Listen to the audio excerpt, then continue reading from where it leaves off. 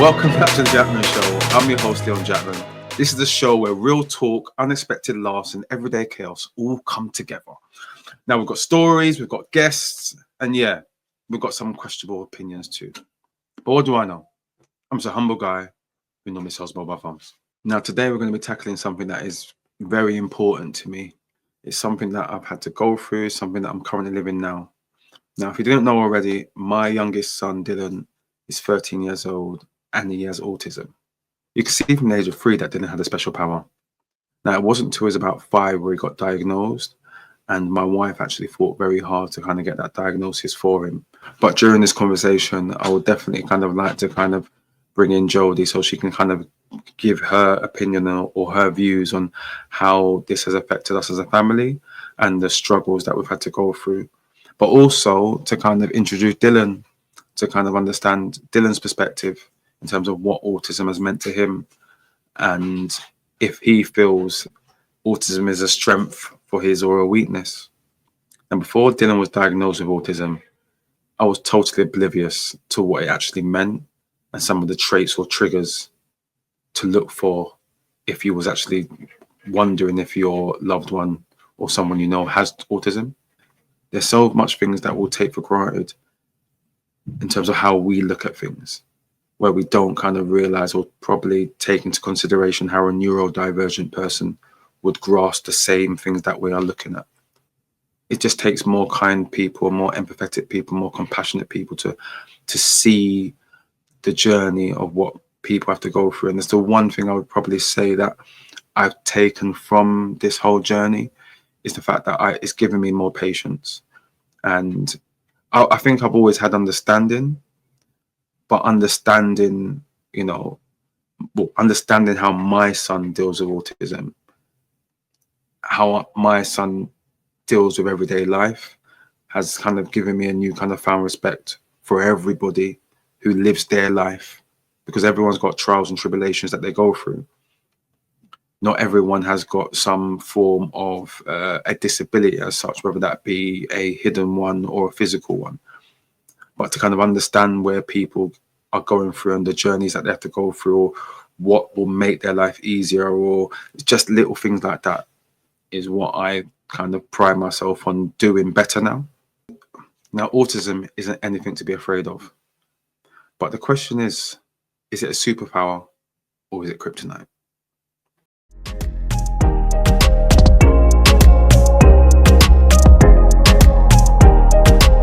In the long road to get to where we are, and without this lady right here, a lot of it wouldn't be possible. One of the reasons why I wanted to kind of get Jodie on to kind of give her insight, because it has been a long struggle, and together as a team, without, obviously it's not always been plain sailing. There's sometimes obviously when we've come to loggerheads because maybe what she's felt was right for Dylan might have been what I thought was wrong. So explain where you felt, or why you felt that our son potentially, or had autism, or there was support that potentially that we did need. And I've been asked this so many times, so many times I've lost count. And to start with, I used to think it was a negative thing. So maybe a random parent at the school or family friend or somebody'd asked, "Oh, how do you know your son's autistic?" And I used to be quite upset about it. I used to think, why are you asking me that? Does he look autistic? Why are you saying that to me? And I really used to overthink it. However, now I take it as a compliment, because I've understood that people may feel that their own child has autism and they don't know who to ask or what to look for or what support is out there and what is needed and what to do. So I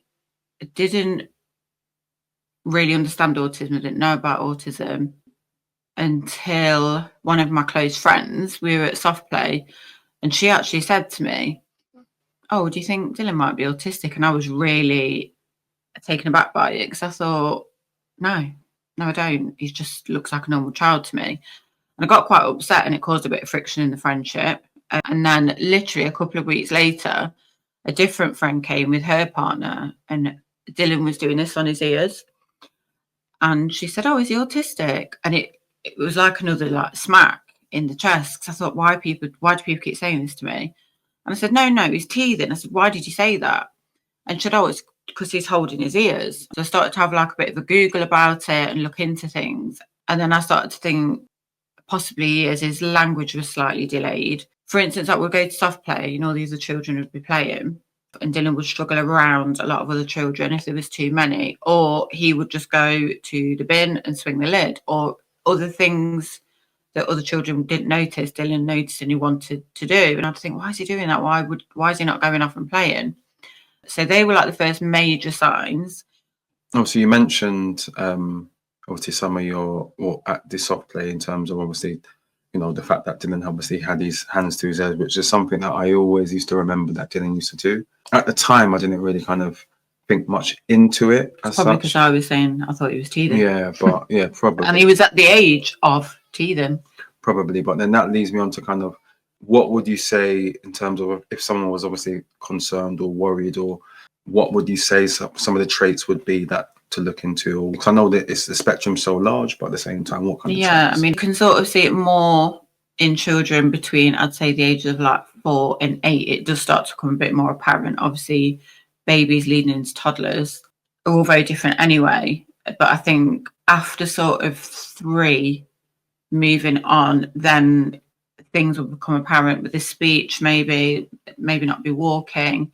Depends on the level of the autism, maybe a lot of humming or stimming. Children tend to stim if they're stressed, which is the ears. Some children will hum with that. That's the main things that I can think of.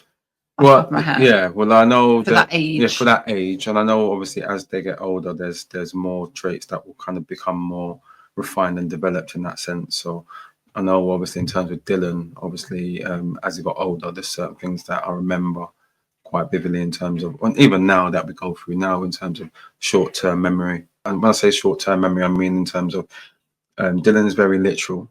If I asked Dylan and I overcomplicated him with too much tasks, so let's say I said, go into the kitchen, open the cupboard, take this out, put this there, Dylan might not be able to kind of grasp that. You say, what did you say? Yeah, initially it's just like, well, it's too much. And it's really difficult. So to jump in, I think it's difficult as a parent, as a carer, as family, as friend, whatever.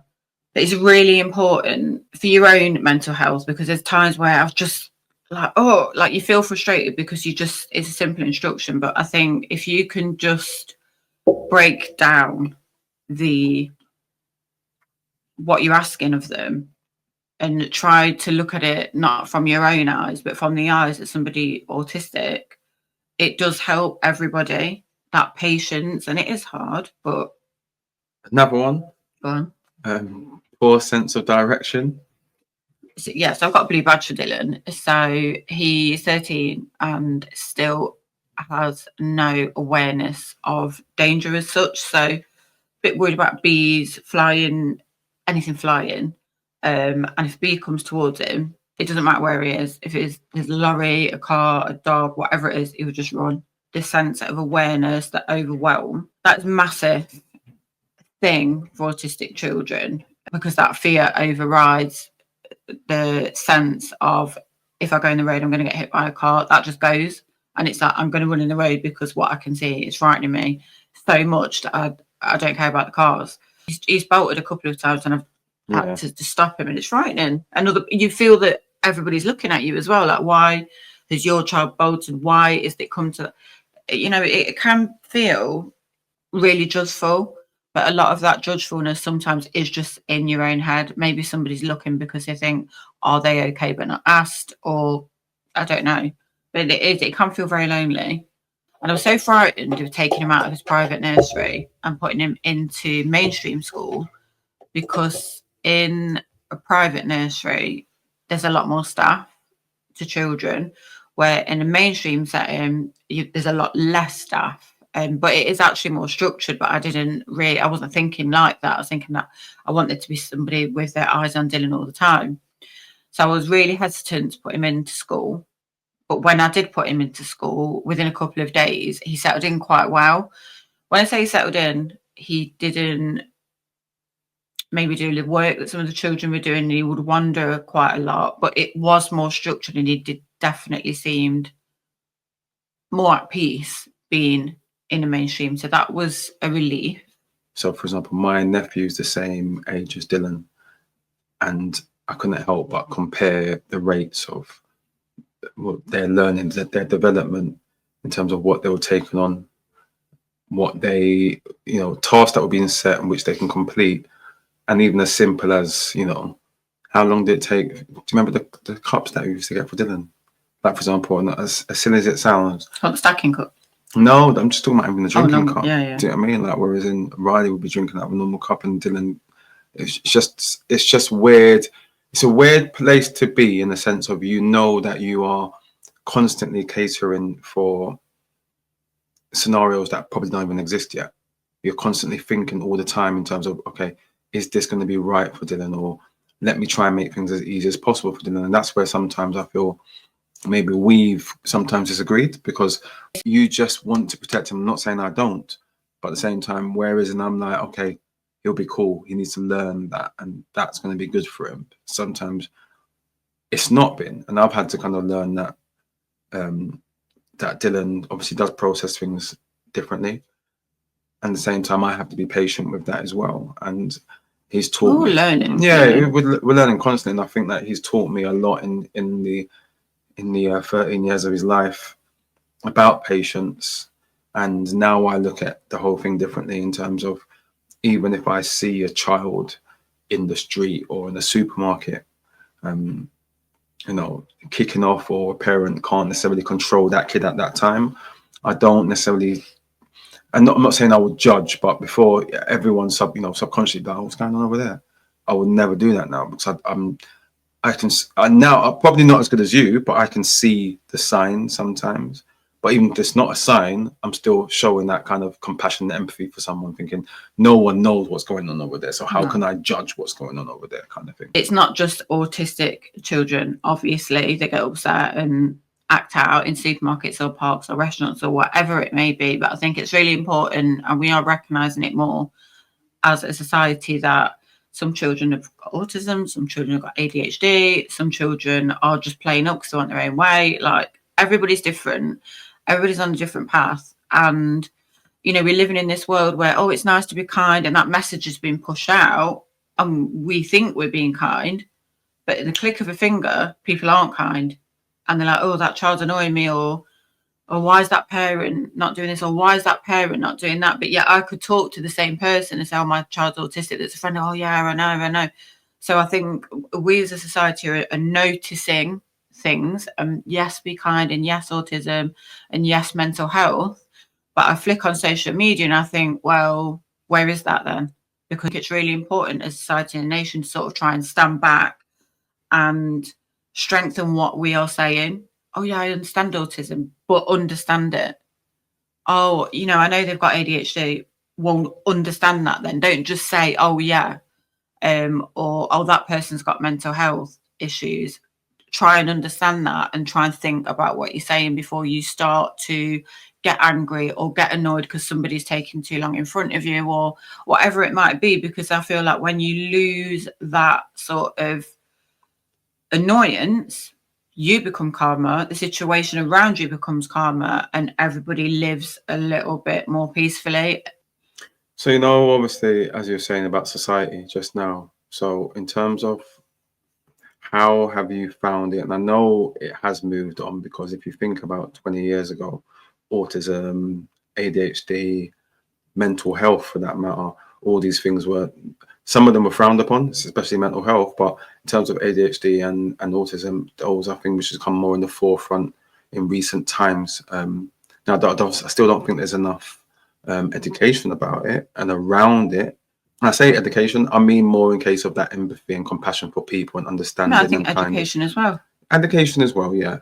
But in terms of, like, if we're talking about now, it's a thing where people, like, if I Google it, it's there. Yeah. You see what I mean? So, yes, could there be a reform in schools and it be in schools? That's not what I'm saying right now. But I'm saying in terms of how society and people's reactions, and how that, have you felt that has affected you in any way? Or I feel like it's more. So when Dylan was younger, I remember feeling I was quite anxious, and there'd be times where I just didn't go out. I'd be really worried about going out. And it's not, and Dylan didn't act out, but I just, there was a difference. And I can remember he was really frightened of hand drives for quite a while. So I couldn't go into the toilet if other people were in the toilet, or I'd go in, I'd hear someone come in, and my heart would sink. I think, oh my God, please don't press the hand dryer, because he would be like, oh, and it would really bother him. And so sometimes I wouldn't want to go out because I think, oh my God, if I need to go to the toilet and there's going to be a hand dryer, and he wasn't diagnosed then, so I couldn't get to a disabled toilet. Just little small things that would be on my mind all the time would start to make me almost not want to go out. But what I started to do was I thought, right, it's going to bother Dylan if there's a lot of people. I don't want to be judged. So I used to get really early, and I would just get to a soft play when it opened so that it wasn't as busy. We'd be there for an hour, which was more than enough for Dylan, and we'd leave. And then I would feel like, okay, I feel good. I've done something today. And then I would come home and just sort of play toys or clean up or do whatever I did. Or on the flip side of it, I'd go later. So I wouldn't go to things like right in the middle of the day, because it was just so busy, and it was just so stressful for me. I just felt like everyone was looking at me, and they weren't, but I really felt like that. Talking about looking at you, do you remember some of the stuff that we had to bring with us out when? So the Cravendales. So we used to have to, and I'll put a picture up, but but no, bottles of Cravendale. So we'd go out with 3-4 empty bottles of Cravendale milk, because that's. So basically, a lot of autistic children, neurodiverse children, and people just need something. Their comforts. Yeah, a comfort. So for years, up until Dylan probably went to junior school, he really needed 2 things in his hands, and for a time, those 2 things they were empty and clean, but he needed to have his Cravendale bottles before he left. And do you remember also Teletubbies? No, so don't get me wrong. Dylan's always been quite. So if everything Dylan's ever got super focused and intense about, in terms of that's one thing I would say is one of the traits. Yeah. When he's into something, he's into something. In our loft, we've got about a bajillion Disney cars, characters, because Dylan's mind was set where he wouldn't want Lightning McQueen. He would want the car that went in the background and was in the film for 5 seconds. He'll spot it. He'll know the number. He will know the name. And I want that one. And you want that one, and it's only in Japan or China, and you can't just go to Smith's or Toys or what Toys R Us or whatever it was at the time to go and get it. You had to literally go on eBay and spend over the odds on this car, which is 101. So, and then of course there's a wait. There's a wait for it to come, and then Dylan's really kind of intimate. He wants it now. He's not understanding the concept of time, because that was another thing. The concept of time was obviously getting up in the morning or waking up, going to sleep at night. That was quite stressful because he wouldn't understand what the time was. But anyway, I digressed in that sense. But everywhere we went, Dylan had to locate. So if we went to someone's house, he had to locate where the Hoover was. He needs to know where it was. In our garden, if, like, let's say, for example, do we have 2 Hoovers in the garden? What about 4 Hoovers in the garden? Just Hoovers, and you'll put stones in the Hoover bit just so we could hear the noise. And so we had a kid's Dyson, a kid's Henry. He had 2 Henrys. Had a Hetty. Hetty and a Henry. Yeah, Hetty and Henry. And I actually bought him a cheap, just a normal vacuum cleaner. Shout out Argos. It was about 20 quid. So he just had like a real Hoover to play with. He really loved Hoovers. He loved Hoovers, but like I said, he would go to, if we went to somebody's house, the first thing he wanted to know was where was the Hoover. Yeah. And that kind of leads me on to and the washing machine. But that leads me on to kind of help with received, or people that have because it's so easy for people just to keep their distance or stand their ground, or not try to kind of compensate for what my child is going through. Or furthermore, there's not enough people who do that in the world, for just people in general. So there were so many people who at the time, so I'll give you an example, a colleague of mine who, instead of talking to Dylan like he's talking to me, it's almost like he goes into Dylan's mind to have a conversation so Dylan couldn't engage with him. And there's not enough people like that who will take the chance or take the time to kind of maybe understand what someone's going through, or understand the needs of that person, to kind of, you know, relate to them on their level. There's too many people sometimes who want Dylan to jump up to their level, rather than try to kind of conversate him at his, because Dylan is very, like I said, when he's focused on something, he's focused on something. So you can ask Dylan how he is, he'll say he's fine. But if he's really into Pokemon at that time, he want to talk to you about Pokemon. Doesn't really, not, Dylan's got a massive heart, but he's not going to ask you how your day was. He's going to want to tell you about the latest Pokemon and how he achieved it, or whatever that looks like.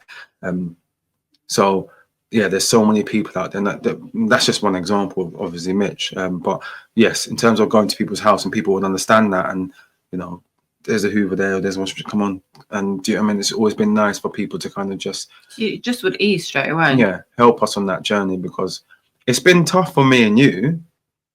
It's easy now because Dylan's there too. Yeah, it's easier now, but up until like a few years back, we've never been on a date. Like, it's crazy.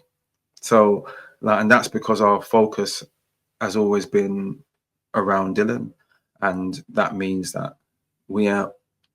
Do you remember the times when I used to have to, on my day off, I had to pretend like I was going to work? Because Dylan's, once again, another trait, routine, structure. He needs to know exactly how everything is. So he knows dad goes to work. He knows mum's taking him to school, or yeah. So that was school at the time. Yeah.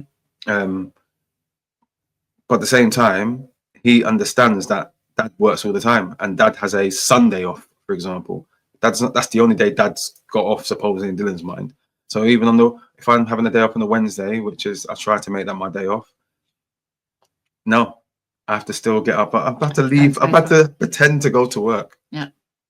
To make sure that, because if he knew I weren't going to school, I'm going to school, going to work. If he knew I weren't going to work, there's no school. He ain't going to school. There's no school. Because it's broke the whole structure, the whole routine of his life. And I feel like some people may be like, well, why, that's too far, or you shouldn't do that. But I feel like and we're going back to Dylan when he was young. We're not talking about 13-year-old Dylan. We're talking about 5, 6, 7. Yeah, about 6. Yeah, probably 7. Probably junior school. He was 8 then. So yeah, probably 7.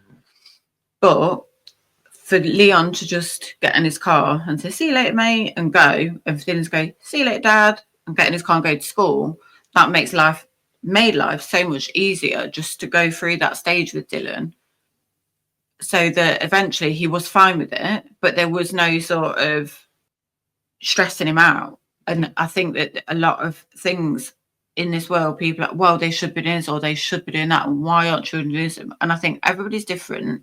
And if Leon getting in his car and driving around the block is going to help my son have a productive day at school, that's what we're going to do.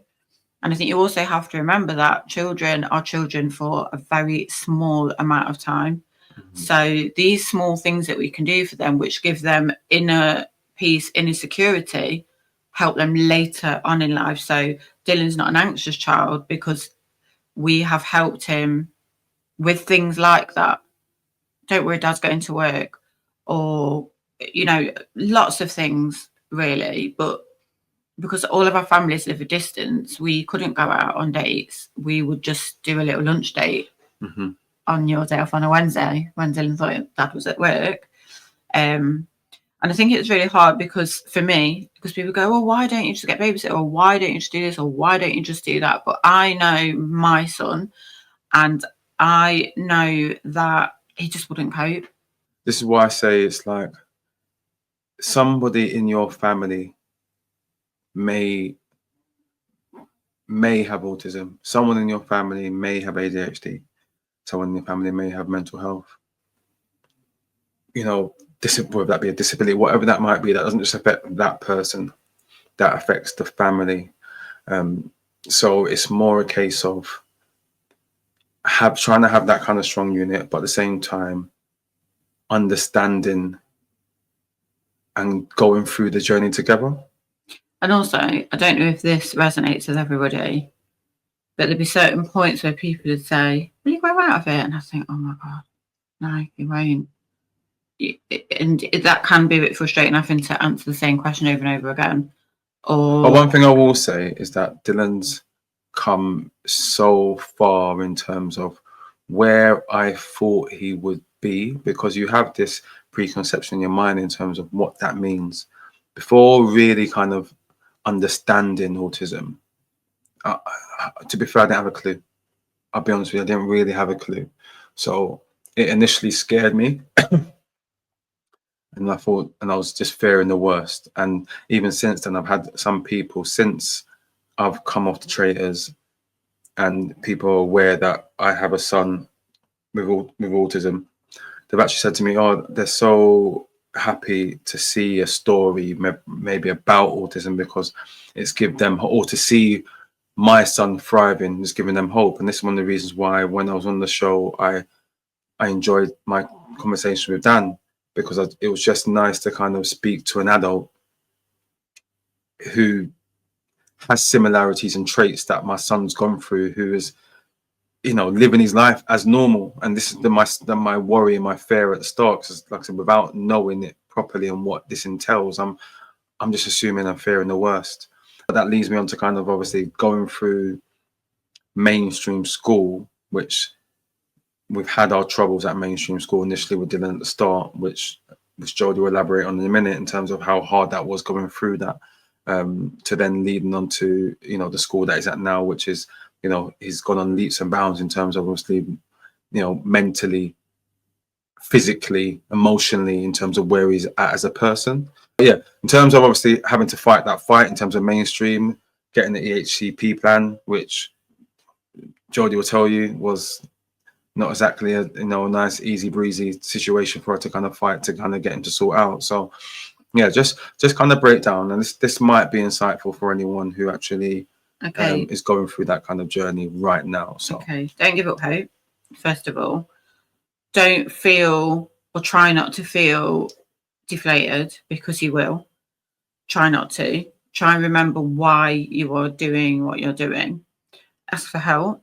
That be maybe a school. So for Dylan, his first mainstream school, his infant school, it was okay at the start. So year 1, year 2, and then he went. So that was the infant junior school in 1.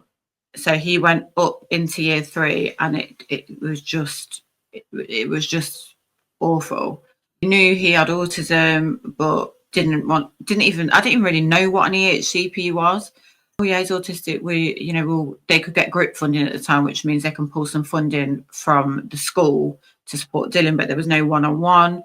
It was a lot of group funding, and the classrooms in the school were year 1 mixed with year 2, year 3 mixed with year 4. So you've got one teacher with 2 different levels of year groups, which is a challenge anyway. And you've got my son, who's autistic, who was clearly behind in a group with all different abilities of children, and frustrated and wasn't learning. And Dylan was a masker. So sometimes the children that lash out or that are loud are the children that get dealt with because they've been disruptive, where Dylan would sit there and he would mask. So when I would bring things to the forefront, they'd be like, oh, well, he's all right. And I think, no, he's not. And it's even, I don't know, to say it's even harder is probably not the right thing to say, but when children mask, it is hard to get any help for them, because they sit there and they don't kick off and they don't shout and they don't scream. They just sit and mask. And when they come home, he would hold something in all day long, and he would get to school gates and it would just fall out of him. And Mum, and he'd tell me all the things that happened. I'd be like, oh my God. And it was really overwhelming. Then I'd be on at the school, and the school would be like, oh, well, he's been okay. And like, well, he hasn't, because he's just unraveled his whole day to me. So long story short, I took him out of mainstream school, and I was like, I couldn't get him in school. He would cry, he would scream, he just did not want to go. I'd have to pull him into school. Once he was there, they did what they could, but he was a really unhappy child, really unhappy. And it was making me unhappy. It was affecting our relationship. because I was the one that was having to drag him into school, or try to drag him into school. I just, most of the time I was like, I just can't do this to him. Just can't do it. So I took him out of mainstream school and said I was going to homeschool him, which lasted 3 weeks. And then I began to think socially, I may affect him socially by having him with me all the time, so that there's no independence. I am there. So then I went to the local junior school. They had a place, and I was terrified to send him. And they said, I told them all the worries and what we'd been through in his attendance. He was supposed to start mornings that week. And I went to collect him at lunchtime, and he was really cross because I picked him up. And I was like, oh, thank God. And that was it. We'd found a school that understood Dylan, listened to us as a family, and instantly said, why have you not got an EHCP? I said, well, the previous school said he didn't need one. They were like, he absolutely needs one. And we're going to get him that. We're going to get him triple SEN. Didn't have a clue what that was. We're going to make sure Senko are involved. Senko was involved in his last junior school, but didn't seem to be doing a lot. And I went on to fight with the school for an EHCP for Dylan and got it, luckily. But it was a fight, like everything to do with autism. And it's really sad that it has to be this long, really stressful, emotional, exhausting process. It's almost like a pick of the hat. Like, oh, we'll pick this name out, or I might give them an EHCP. Because it's not like that, but it feels like that. You think, am I going to get one? We are so lucky that we did get one. And I wrote email after email. I copied everybody into any email I sent. I would copy the school into. I would copy the council into. Anyone that was working with Dylan. Everyone was in every email that I sent, because I thought, you are not giving my child an educational care plan. Absolutely no way. I think they were just so fed up with me at the end, probably, but he did get the HCP. It's life-changing for autistic children or neurodiverse children, because it just means that the school can take funding, they can get a TA, they can get resources, they can help speech and language. It just opens up this massive door, and it upsets me so much that so many parents have to wait or not get one at all, or it's a 2 or 3 year wait. And I think that is that child's life that you are faffing about with. If a child misses a week from school, they've missed quite a lot. So if you're trying to get a care plan so that the school can give you funding, and that's taking 3 years, and your child's only getting the basic amount of funding that the school can give them, that's affecting your child in the long run. And it has to be more. There has to be more that's got to be done for parents and carers. I think it's disgusting what we have to go through. It is heartbreaking, actually. If anybody's going through that, you know, just keep fighting. Just keep fighting. Don't take no for an answer. And also, I always put a picture of Dylan in any correspondence that I had, or as a family, because I feel like when they see your child and they see you as a family, it's not just writing or a name. They can see the individual, and it's the person. There's an emotional connection. So, yeah. What are your goals and aspirations for Dylan? Just to be his beautiful self, not to change for society. What makes me proud of Dylan is if somebody, I don't know, we were in a barbershop the other day, and somebody said, oh, what school do you go to? And he says, oh, I go to school for autism because I'm autistic. That makes me really proud, because I think a lot of children, I work in a school, and a lot of children are a bit worried to say they're autistic, or autism, this sort of word that means that they're different. Yes, they're different, but we're all the same but different. Me and Leon are a different colour. You know, somebody may be big, somebody may be small. They're autistic. What that means is you just have to adapt around them, like you would expect somebody to adapt around you as what we'd call a normal person. So if somebody's vegan, you're going to a restaurant, you're going to give them vegan food. It's the same but different. So if you know that there's an autistic child that might not like noise, offer them ear defenders, or just find out what their trigger is, because each individual does have their own little trigger, and it normally is very small and very manageable. So get to know your autistic person, get to know your surroundings, and remember that they are just people. We are planning to do some work with the National Autistic Society because this is something that is close to our hearts. Yeah, we've lived it, we're living it, and we've got the war wounds, but those war wounds are not, they're not in regret, because I've cherished every moment and every step of the way that we've got to where we are with our son.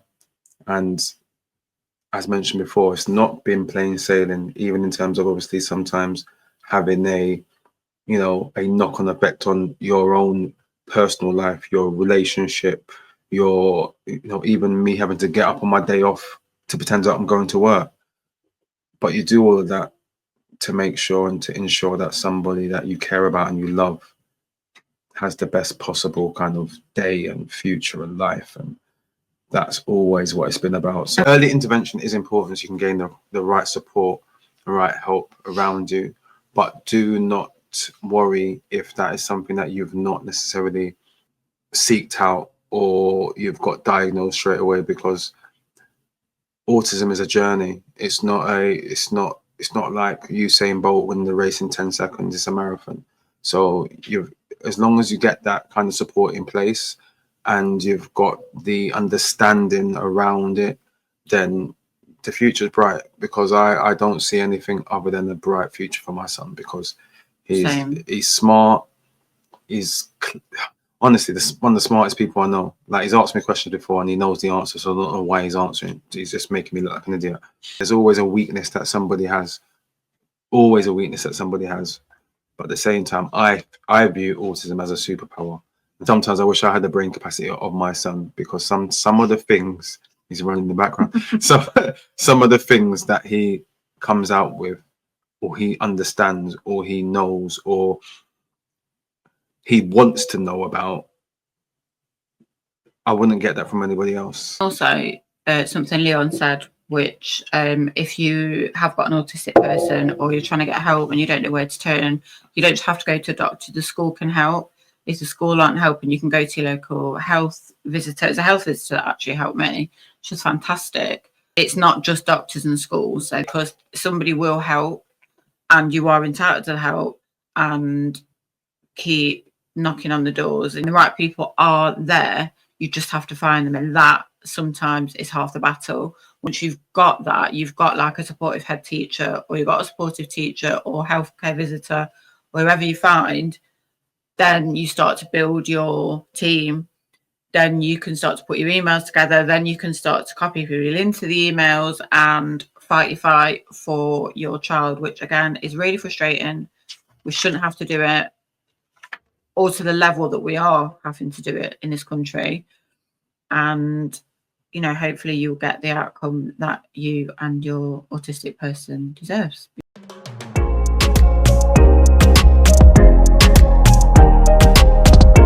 Son, how are you? Yeah, I'm good. Thank you for joining me. I just wanted to ask you a few questions. Yeah.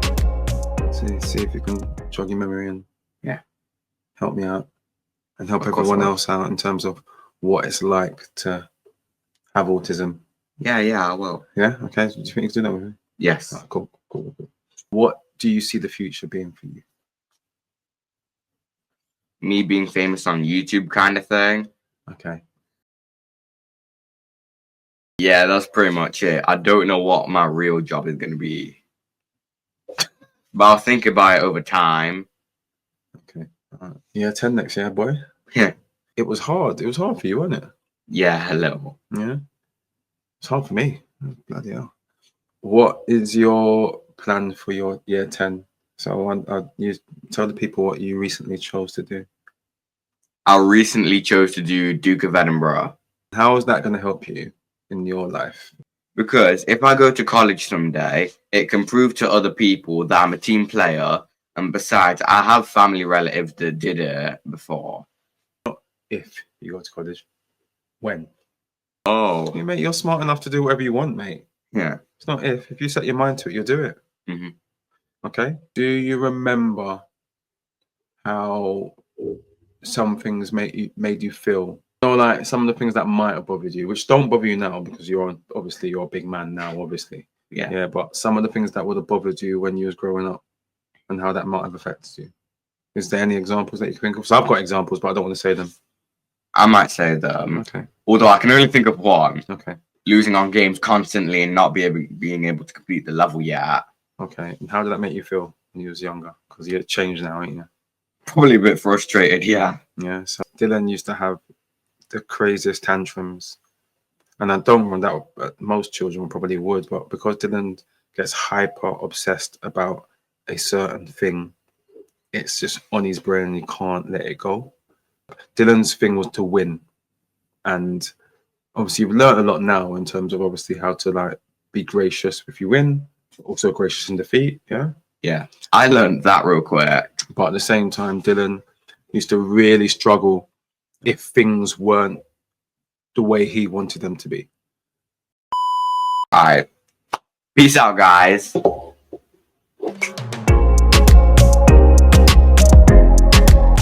this next section is all about how the government are trying to, or they're looking to implement £5 billion worth of cuts. Where, you might ask? Well, that will directly affect people with mental health, autism, ADHD, and just people on universal credit. Now, I totally understand to a certain degree why they are trying to kind of cut the amount of people who are making claims, who are out of work, who don't want to work. I've met people like that. I know those people exist. But you are also affecting directly people who actually need support, who actually need help, people who depend on those benefits, who have autism, who struggle with mental health, who have ADHD. As of 2030, potentially you're going to have families who are on the breadline, who cannot afford to feed their family based on the benefits that are not being given to them anymore. Children, young adults who now cannot get the benefits that will allow them to trial work, in effect.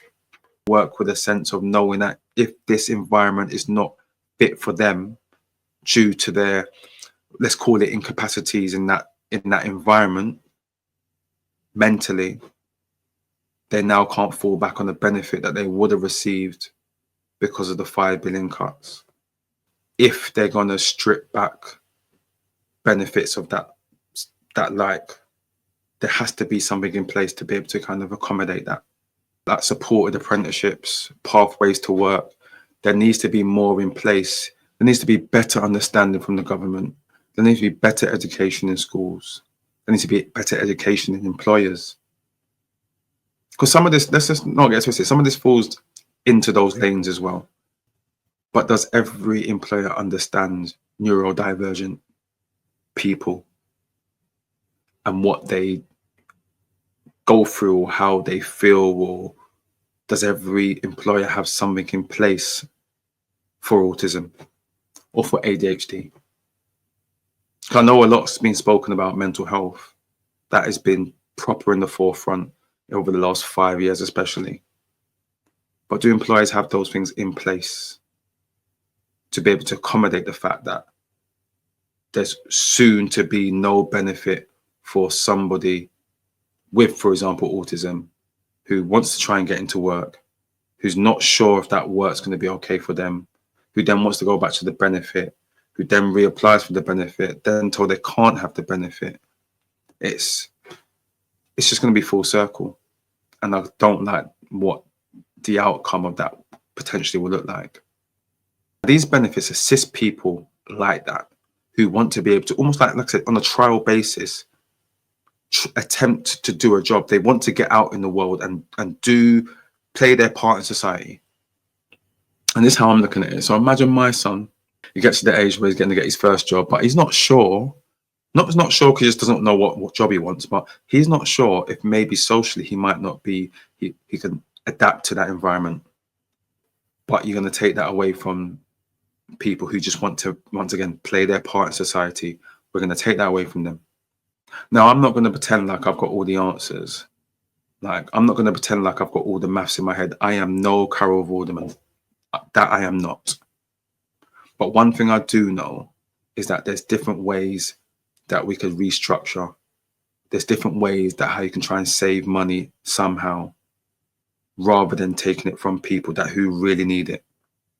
They want to change the scoring and the ruling on how claimants will receive PIP.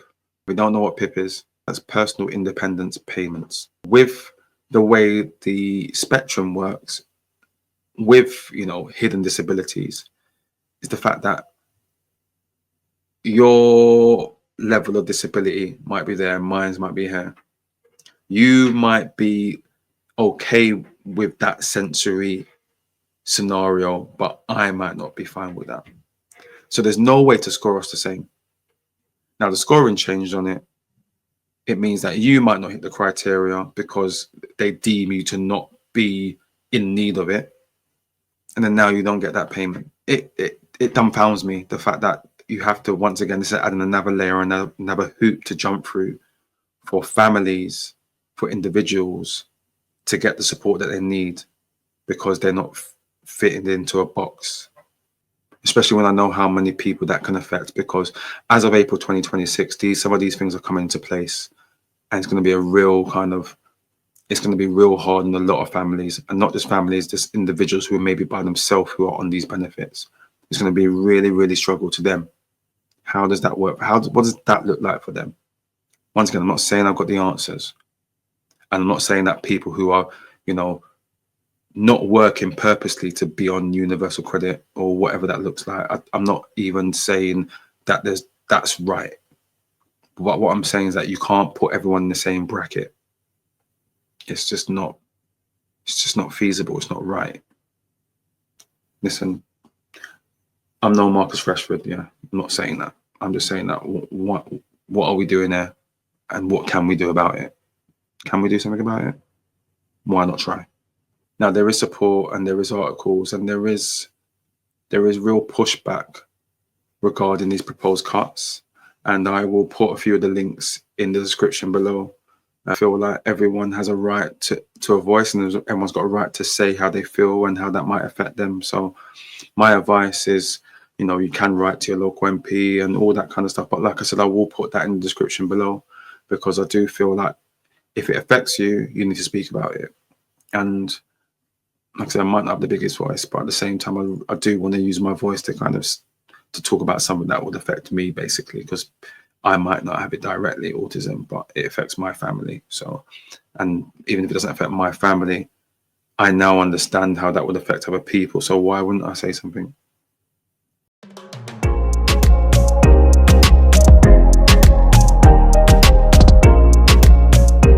Now it's time for my humble view.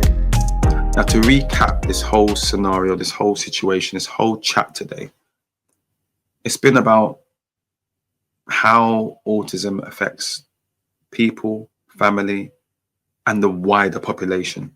Like, I feel these benefits are in place and they're proposed for the right reasons in the wrong way. Now, once again, I don't get paid the big bucks. I don't get paid enough to make the decisions.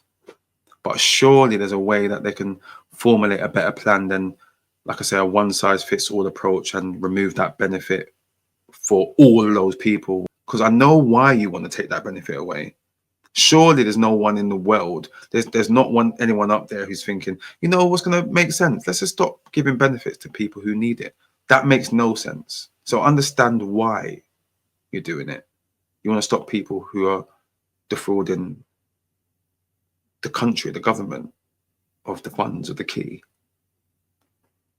No, I've seen it before. I've seen people say, I've grown up around people who don't care about working. That's fine. That's not my fight. That's your fight. But there has to be a different way to tackle that, rather than stopping the benefits from the people that need it. I don't see anyone proposing a pay cut on all their pays, on all their salaries. But it's fine to take 5 billion from people who will actually benefit from it. In my humble opinion, I feel this is the reason why people don't vote. For example, the last general election saw 60% of the UK vote. That is the lowest amount of voters since 2001. And they wonder why. Because regardless of what happens, people are seeing the same result. So why am I going to invest in you if you don't invest in me or us? It makes no sense. Now, I personally didn't vote. But you know the reason why I didn't vote? Because everyone lies anyway. Growing up, nearly every political party who's had power has always, to me, what I've seen, let down the country in some way, shape or form. It's always let the country down in some way. Whether your manifesto always said you're going to do this and then you don't do it anyway. You say you're going to invest this, but you don't do it anyway. I feel they just say whatever they need to say to get into power, and then they just remove the rug from under your feet. And that's all I've known. I know some people might say, well, if we all thought like that, blah, blah. I understand that point as well. If we all didn't vote, or if we all vote, then the person we want will come in, and the person I want will come in, they'll just lie and break my heart anyway. And listen, I can't imagine that kind of pressure and being in that kind of job. But also know that you're supposed to just do as you say, right? So that's just my humble view. It's just my humble opinion. But what do I know? I'm just a humble guy who normally sells mobile phones.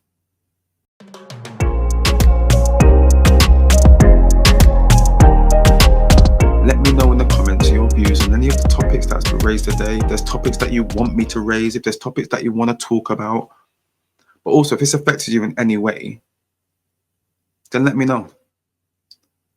Because in the autism journey that we've been on, one thing that I've realized is that you're not alone. There's somebody who understands, or there's someone who needs to understand about the scenario or the situation that you're in, who could take guidance or help from some of the stuff that you might bring up, or nuggets of wisdom that you might share. Or there's people out there who want to share with you and help you along your way. Because once again, you're not alone. You're not alone, man. It's a beautiful thing. It is a beautiful thing. Believe me. My son is such an amazing person, and some of the people that he's brought into my life that's even better, because it's like you feel like it's one big family. His school is amazing. The people in his school is amazing. His old head teacher, absolutely amazing guy, who's done so much for Dylan. Some of his, TAs and teachers who's come along the way, amazing people. Shows me that people have hearts. There's good people in this world. So yeah. Now, what do you think about these proposed cuts? Do you think it's right? But what are you going to do about it? What are we going to do about it? As mentioned before, there is support systems which are out there. So like I said, I'll be sharing the link in the description below. So don't worry, that will be there, because like I said, if it's something that resonates with you and it's something that is going to, affect your life, then we need to kind of get behind it. I appreciate everyone checking in, doing their thing. Do all that nice, juicy stuff, like, comment, subscribe, share, all that stuff. But no, jokes aside, appreciate the time, appreciate listening. And yeah, remember, I'm just a humble guy who usually sells mobile phones.